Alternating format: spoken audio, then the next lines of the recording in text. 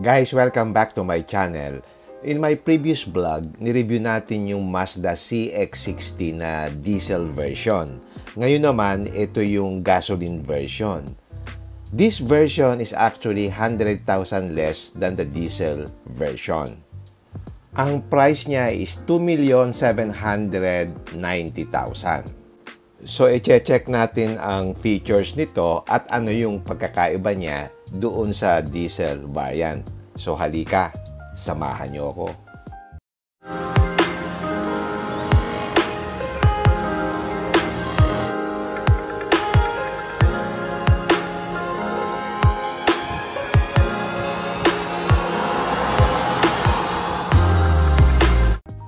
For me, ito yung pinakamagandang design na crossover sa Philippine market. Yung kanyang grille ay gloss black na bar type. So kakaiba siya dun sa diesel variant na gloss black na honeycomb. Yung honeycomb ng diesel variant is parang horizontal, samantalang ito is naka-vertical. Yung headlamp niya is the same as the diesel variant. It's adaptive LED headlamp with auto leveling and auto on and off. Meron din siyang high beam control. And of course, meron siyang rain sensing wipers. Ang isang pinakamagandang design cue nito, yung kanyang long hood. Dahil inline 6 yung makina, mahaba, so pinahaba din niya yung hood. You can see here, mga 10 inches yung haba nito. As against ng mga normal na kotse na mga 3 inches lang ang layo dito sa may pinto. Dito naman sa fender, meron siyang garnish na nakalagay inline 6. Tapos naka-enclose doon sa parang bright chrome. Yung side mirror niya is body colored. It's power adjustable, auto fold, and auto dimming with memory. Sa diesel, gloss black yan. Yung window molding niya is bright chrome din. As against sa diesel, naka-black yan. Tapos yung design ng bumper niya, pareho rin dun sa diesel. Walang pagkakaiba. Wala din siyang fog lamp. Pero dito sa bumper, meron siyang parang hugis puso na yan na parang air dam. Ang isang maganda sa Mazda, yung quality ng paint niya. So pag tinamaan niya ng araw, ang ganda ng quality. Although medyo manipis yung paint niya. So pag ganitong rhodium white o kaya soul red crystal, nagdadagdag ka ng 22,400 pesos. But for other colors, wala namang dagdag. Ang size pala ng wheels niya is size 20. Magkaiba lang yung design ng mag wheels niya. Ito is diamond cut, samantalang yung diesel is parang black metallic. Pero magkaiba yung kanilang design. If you check again the side profile, mahaba yung hood, tapos maikli yung front overhang. And then, meron kang slim fender flare na body colored. Ito, kulay white. Kaya yung iba, di ba, pinapapinturahan pa yan. Yan, naka-painted na siya. Yung tires niya is 50 series na 235 yung lapad na size 20. And of course, naka-ABS siya at saka yung electronic brake force distribution. Ang gusto ko sa design ng Mazda, wala siyang body highlights, ano? Parang plain and simple lang yung kanyang body. Tapos ang nagpe-play around yung light and shadow. So, dito, kinolor scheme niya na white din yung door handles. Na nag-match din doon sa body color na slim fender flares. To me, it embodies yung Japanese craftsmanship. From the carefully selected materials ng interior, saka yung all-new rear-biased all-wheel drive platform niya, saka yung kanyang intuitive handling. Yun talaga ang binabayaran mo dito. So, kahit nakahinto siya, ang tingin mo parang gumagalaw siya. So, pag ipinark mo siya, sigurado lilingunin mo siya. Okay, check natin yung likod. Yung rear combination lamps niya is LED with passive collision signal. Of course, meron din siyang panoramic na electric glass sunroof. Dito sa rear glass, meron din siyang wiper, tapos power liftgate siya. Parang hands-free siya with height adjustment memory. And then, doon sa baba ng bumper, meron din siyang exhaust garnish. Dito, bright chrome. Doon sa diesel version, black chrome yan. By the way, pag iniangat mo itong may reserva area, nandito yung Bose subwoofer. By the way, 12-speaker Bose sound system siya. And then dito sa area na to, meron 12-volt socket at saka yung ilaw. Yung dual exhaust tip na yan is hindi siya functional. Decorative lang yan. Yan talaga yung tambucho niya sa ilalim. Okay, check natin yung interior. High quality ng mga leather materials ang ginamit. Tapos ang color scheme niya, black. So yung manibela niya is black. As against dun sa diesel version na may combination ng tan at saka yung black na suede material. Yung steering niya is electric power assisted steering. Tapos meron siyang electric tilt and telescopic function. Meron din siyang face recognition. So, nag-a-adjust yung manibela at saka yung upuan mo. Depende dun sa height mo. So, tinitingnan niya kung ano yung best driving position mo. You can see here the high quality ng mga switches niya. Meron siyang control switch for audio, Bluetooth, hands-free, saka yung cruise control, at saka yung information display. And then yung information display niya, simple lang ang pagkakadesign. Digital yan, pero parang analog yung itsura. At sa gabi, yung illumination level for all the lights are all the same. And then dito sa left lower portion ng dashboard, nandito yung mga different switches niya na neatly designed. And compare mo sa diesel yan na parang kulay tan yung color niya as against dito sa black ng gasoline engine.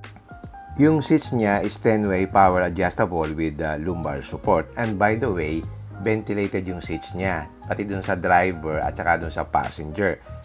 Yung trim naman dito sa pinto, aluminum with silver accents. Pag kinumpare mo yun dun sa diesel, meron naman siyang graphite with gunmetal accent. Meron siyang Bose tweeter dito sa bandang itaas. And then yung door panel, maganda yung design. Nandito yung switch ng opening ng door. And then nandito rin yung mga switch sa mga windows. And you would see here yung final stitching dun sa leather, na soft leather yan. And nandito sa may bandang itaas din yung speaker. And then dito naman sa baba, yung kanyang bottle holder.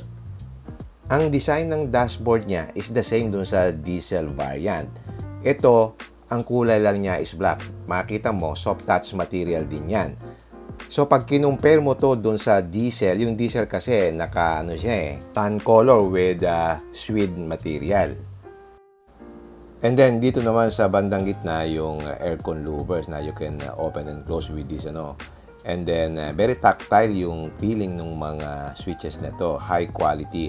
Nandyan din yung switches ng ventilation seats. Equipped din siya ng automatic dual zone na climate control system. And equipped din siya with wireless charger. And then, yung kanyang head unit is yung 12.3-inch LCD display. And then, meron din siyang dual USB, may Type-C, may Bluetooth, hands-free, and Android Auto. Meron din siyang wireless Apple CarPlay. And then, yung center console niya, meron na ditong silver accent. Hindi na siya yung black na madaling magasgas. And then, pag inopen mo itong cover, meron ditong dalawang cup holders. Yung diesel version naman, iba yung accent, parang wooden type. And then, dito meron siyang 12-volt socket. At meron din siyang different na drive modes. Ito yung switch niya. And then, meron din siyang switch dito ng hill descent control. And then, meron ka ditong electronic parking brake at saka automatic auto hold feature. At nandito yung commander button. And then, dito sa may armrest, merong compartment na na-open mo sa gitna. Medyo malaki siya, so marami kang mailalagay na gamit dito. At dito sa taas, black yung kanyang headliner. And meron din ditong vanity mirror sa driver na pag inopen mo, bubukas yung ilaw. Ganon din dun sa passenger side. Pag inopen mo yung vanity mirror, mag-open automatically yung ilaw doon. At dito sa taas, nandito yung sunglass holder. Tapos itong rear view mirror niya is frameless. And then, of course, push button, start-stop na rin siya. Check naman natin yung glove compartment. So, pagbukas mo, malaki naman yung area niya. And then, ito, parang may carpet material dito. At meron din siyang panoramic sunroof na can be controlled electrically. Yung seat material niya is black na pa-leather. Meron din siyang perforation. So, maganda yung padding niya. Makapal. And of course, ventilated din yung seats niya dito sa driver side tsaka doon sa passenger side. Ito naman yung itsura nung sa diesel version. Ang leather material niya is Napa leather din. Tan nga lang siya with quilted Ligano suede. Kaya medyo light yung color scheme niya. Pag inopen mo yung door, anong opening niya hanggang dun sa baba. Kaya yung dumi hindi basta papasok dun sa loob. Okay, check naman natin yung rear seats. So pag umupo ka, maganda yung thigh support. So hindi siya nakakapagod upuan. And then maganda rin naman yung legroom dito. So makapal yung upuan. So comfortable siyang upuan. Sa likod, meron ding dual USB-C ports at saka meron ding aircon vents. Yung rear seats ay 40-20-40 split with armrest and cup holders. And then yung dito sa pinto sa likod, soft touch material din ang ginamit niya. Very premium looking. So I guess yung tatlong passengers dito sa likod can sit comfortably. Kasi dito sa gitna, mababa yung center tunnel. Okay, bigyan natin ng kaunting discussion itong inline 6 engine niya. Isa sa mga unique features nito, kung bibili ka nito, yung kanyang makina. Ang makina niya is inline 6. Ang tawag din dyan is straight engine, meaning to say yung cylinders are in one line. Yung inline 6 kasi ginagamit sa mga sports car gaya ng BMW C4, yung Toyota Supra, yung Nissan GT-R, saka yung BMW M4. Yung mga famous na naka V6 naman, yung for example, yung Honda NSX, yung Nissan GT-R R35, saka yung Nissan 370Z. Unti-unti kasi nawala yung inline 6, napalitan kasi ng mga V6. Except yung BMW na hindi siya umalis dun sa inline 6. Pero yung Jaguar Land Rover, inline 6 yan from V6. And then yung Mercedes-Benz, they also switch from V6 to inline 6. So, parang nagkakaroon ng comeback yung inline 6. Dahil marami naman talagang advantages ito. Una, mas smooth yung power delivery ng inline 6. Saka maganda yung torque niya due to the longer cylinder stroke.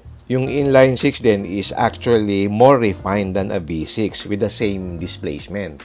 Bakit siya more refined?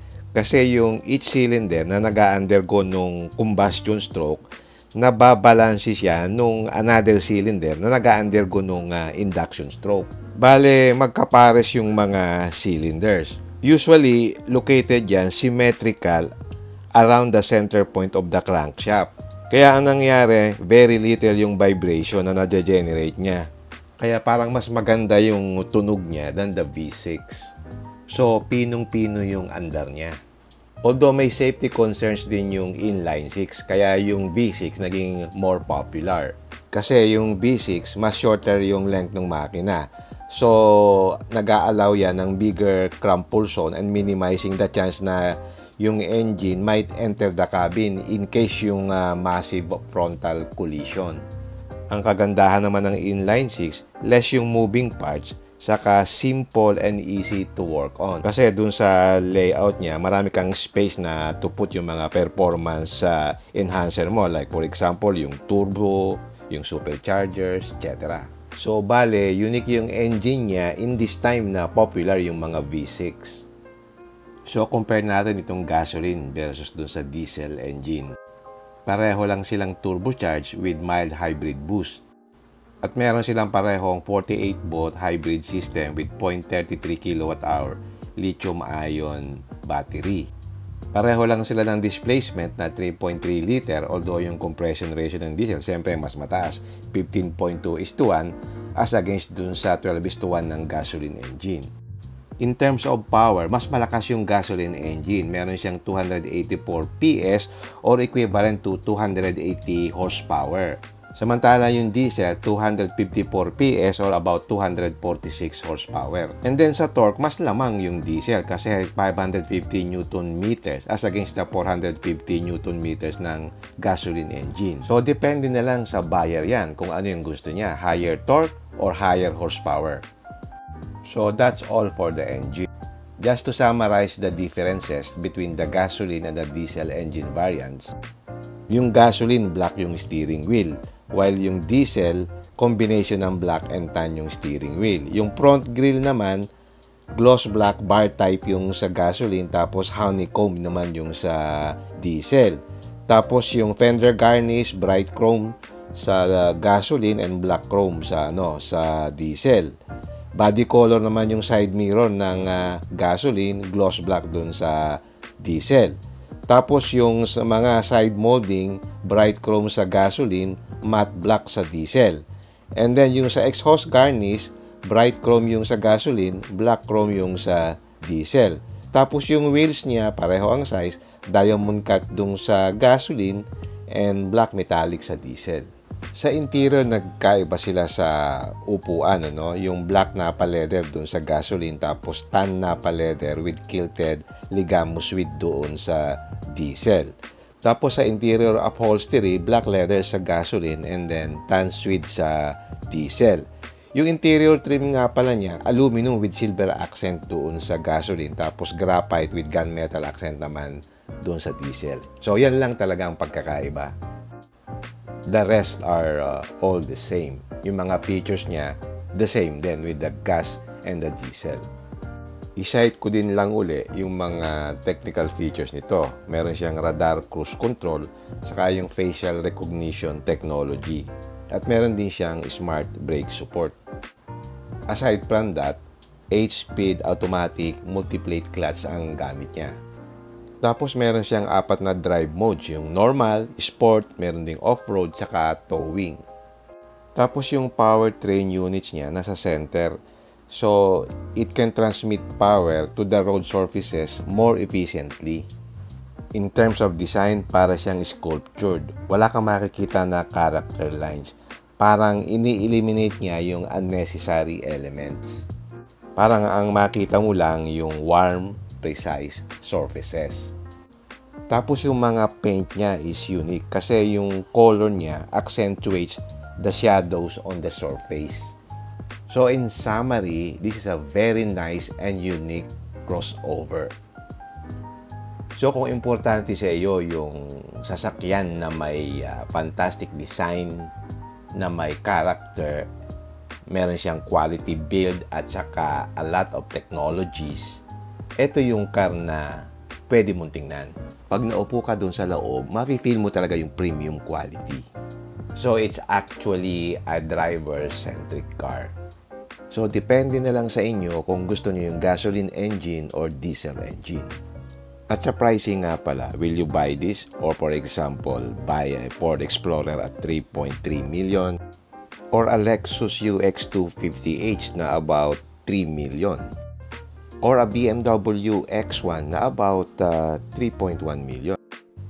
Or you go down lower by about 200 to 300,000. For example, yung RAV4 na mga 2.6 million. Or yung Kia Sorento na 2.6 million din. Or even yung Santa Fe na 2.4 million. So, yan ang mga choices ninyo. And lastly, meron din siyang 5-year free maintenance service. So, makakatipid kayo sa maintenance. Okay, hanggang dito na lang. I hope I have given you some points about this new Mazda CX-60. So, if you like this video, don't forget to like, share, and subscribe. Until next time, see you again in my next vlog. Bye!